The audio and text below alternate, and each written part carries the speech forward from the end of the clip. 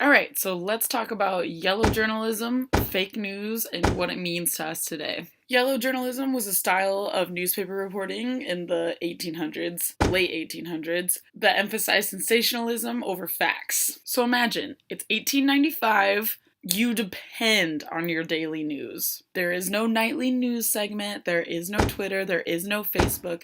The only thing you have is your daily newspaper. So what happened?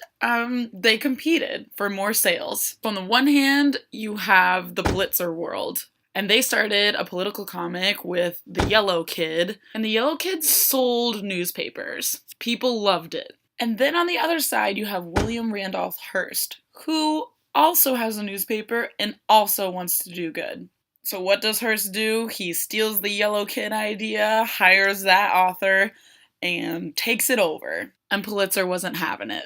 So what does that create? That creates years of over-centralized news just to get sales. You can argue that yellow journalism had such a huge effect on America, firing the flame of already present biases, inserting itself into political games, being over-sensationalized and popular. Yellow journalism was part of the cause for the Spanish-American War. What? Yellow journalism created an entire climate over the entire United States. Remember, all I said you had was newspaper. The whole of US was reading this.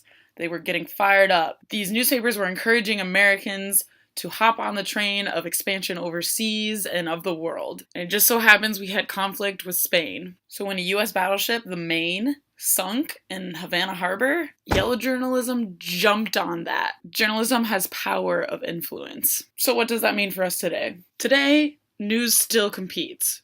Fox, CNN, CBS, all of those. Journalism still has power of influence. What's different now, however, is we have so many other outlets of news. We have instant fact-checking. We have a global network of peers. The biggest thing we can do for ourselves to combat the influence of journalism is to educate ourselves. Because one type of journalism helped spark a war. Not a lot has changed in over a century later.